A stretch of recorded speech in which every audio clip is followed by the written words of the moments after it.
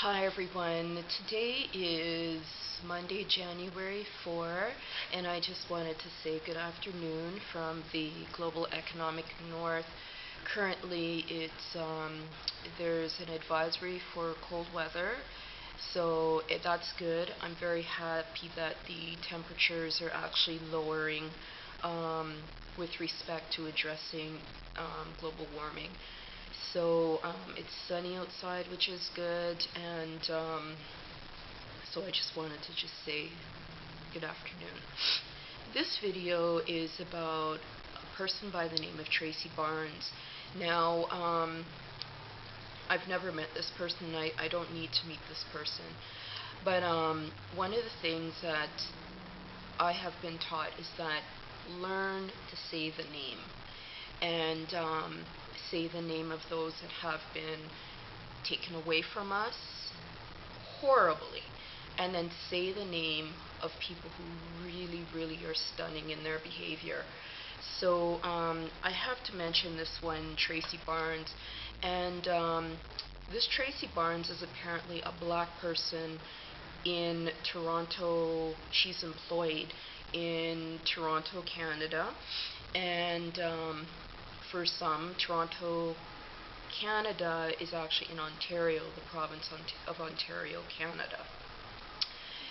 And my thing was, how dare she? How dare she bully a little black girl? Now, this is an adult black person bullying a little black girl. And this adult black female is actually a principal.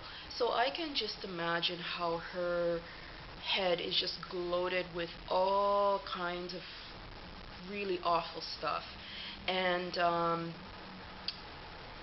I say that to say, coming from the prairies of Canada, I learned about something called residential school violence, and I was like, are you fucking serious? Like, I didn't cry, but within me, everything just went down. And I was like, you know what? This is wrong. This is wrong. This is wrong. This is wrong. How could anybody allow anything like this? And then I was just digging and digging and digging and digging. Now, I didn't know about residential schools until I got into university back in the prairies, and how I actually learned about this thing called residential schools was I was reading this poem because I was in this literary criticism class or something. It was a really beautiful class, and I still have the syllabus from, oh, this was in the 90s. And I have to find that professor and say, you know what, and just let her know thank you. Because she put this syllabus together, and I was like, what the fuck is this thing, residential schools? And it was this poem called Charlie. And I was like reading about Charlie, and I was feeling Charlie, and I was like, you know, I need to find out something about this residential school because it sounds kind of weird. And I've always been that way, is that when something seems very strange, I'm like, you know what, I gotta explore that to find out what the fuck is that. And I've always been sort of that investigator type of person, or whatever, inquisitive, whatever you want to call it, when I was like a little girl. And so I learned about residential schools in the prairies, and I was like, you know what, that is some fucked up shit. And one of the things I said for 2016, my stream of videos, I was like, you know what, when I actually develop whatever I'm doing in all the different topics and subjects, I want to try and take away from using profanity, because when I watched some of the videos, I was like, you know what, I can see how the profanity actually distracts people from the message. On the other hand, I was like, you know what, who do I actually want to speak to? I actually want to speak to people that want to listen and want to engage and eventually want to collaborate. So some of those I just have to say, you know what, when you're ready to really process things, get back to me. And on the other hand, I do understand the piece about swearing, because sometimes I'm like, you know what, I don't like how that came out, and I don't like how I look using those words. But you know what, I also learned in university, again, is that, you know what, it's okay to self-express. So what you have to do is I'm working on something called freeform. And basically that's when you just speak, and you speak from within. And I was taught how to do it in a very, very beautiful way. So I'm working on something called freeform, and eventually I'd like to build on that. So this Tracy Barns, seriously, whoever's watching this video, you need to investigate this person very, very seriously. Because what this Tracy Barns did was, even though she was in a position where she's an administrator, is she also said it was okay to get a public speaker, publicist, or communications person, whatever they call those people. She said it was okay to get them to speak. Now, it sounds like a Caucasian person, male, but I didn't even go there yet. But if you are an administrator and you are speaking from, it's not, we're non-religion people, so we are not affected by stuff related to be religified. And if you're actually speaking with intellectual ethics or intellectual precision, and that's ethics, then you know what, you would say to the communications person, you know what, don't worry about it, I can actually manage this.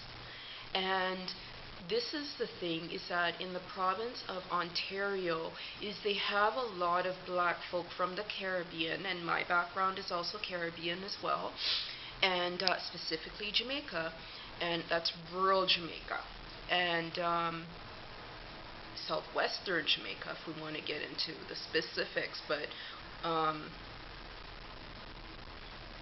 one of the things I've noticed is that they actually have these things, and I call them black racists, because coming from the prairies, when I learned about that residential school shit, I was like, you know, I'm so sorry. And I was digging and digging and digging, and I was like, I learned about how they even did stuff in the hospitals to the Aboriginal kids, and I'm like, you know what, they've heard this for so long, since 1867, over and over and over and over. So I don't even think it's proper for me to even go to an Aboriginal person and say, you know what, I just wanted to say, I am so sorry. I'm so sorry in relation to this residential school thing. Because even within the Aboriginal community, after something called the implementation of the Canadian Indian Act, that produced these things that they were not culturally Aboriginals. They were these things that became called Aboriginal. So it's just what the Canadian government did with respect to the Indian Act. I don't even know if they did anything like that in the United States. And you know, it took me many years just to understand this thing. So, transplanting myself in central eastern Canada, this Tracy Barns, she needs to go down. And when I say that, is that the police have to actually step in and cuff her for a hate crime. The second thing is that the person who identified this little girl's hair as being inappropriate, she needs to actually lose her credentials. Because everybody is getting after this Tracy Barns person, but I'm like, who actually identified that? And if that's a teacher, apprehend that teacher and then start investigating from day one that that person became employed in the education school system. Because the thing with education in Canada is that when you are able to reach that way of intellectual precision, nobody can even touch you. And that is one of the most beautiful things, like winning the gold medal in the world of literacy, is when you can actually reach intellectual precision. So I go to these different meetings, and I can't remember the specific year, but it was like maybe 2002 or 2003 or 2001. There was this discussion around black schools, and I was like, wow, I think that's great, because maybe that school can also teach me, kids like me, that, you know what, it's okay to love yourself. It's okay to, focus on your little dreams, and it's okay to learn about people like me who actually contributed stuff, because I learned about nobody. And the only way that I actually learned about black history was when I actually went to university again in Central East Canada, and I did take a black history class, and it was taught by a white male Jew. And one of my initial attitudes was like, oh, thank goodness, a black history class. I don't even want to see a white person. And then this white man comes in, and then the next thing he says is like, oh, you guys are probably wondering why, I'm teaching black history. And I thought to myself, you know what, this actually person seems to be ethical, because if you come out and you can speak to us like that, then wow. Because a lot of us were like, oh, black history, blah, blah, blah. So anyways, I'm saying this to say that I learned some things about slavery in the United States from 1865 to 1967. I just covered that time period, and I'm sorry, like, how many years later? I still have to process that. And I think this was back in 2002, was it? Something like that. And I was like, you know what? I'm so sorry. There are some sick people in this world.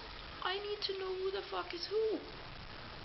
How can you actually look at another person and say, yeah, they're good to be enslaved, they're good to be taken away from their lovers, they're good to be separated from their children, and then, you know what, they're good to be castrated, lynched, even their vaginas used to create something called gynecology. So this Tracy Barns needs to go down. And the person who identified the problem with that little black girl's hair, she needs to actually be treated worse.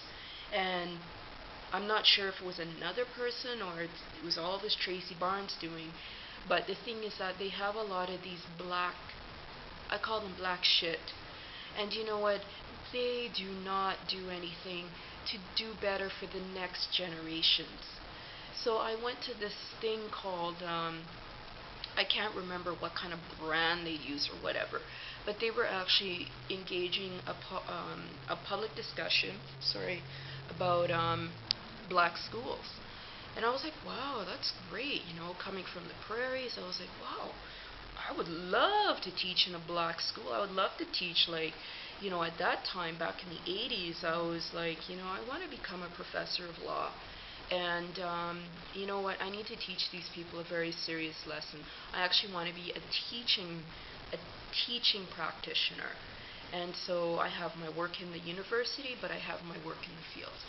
And I was like, wow, I want to do like environmental stuff, in a black school, and get black kids involved in writing policy and contributing to practices related to law and stuff like that. But then when I went to these meetings, I was like, who the fuck are these people?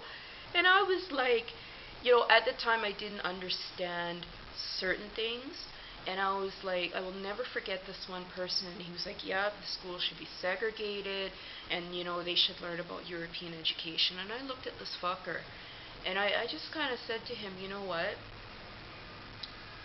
I was going to say to him, you know what? I think you really need to educate yourself about something called the Canadian residential school system, because you sound like you don't know a fuck thing about what happened to the Aboriginal people in Canada. And what I find in Ontario is that 99.99% of black folk in Ontario, Canada.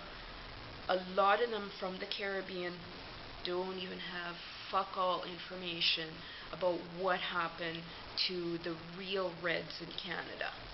And you know what? I was like, wow, look at all these ignorant black people. Do they know anything about residential schools? And you know what? I was just like, I didn't even know what to say. I was in shock.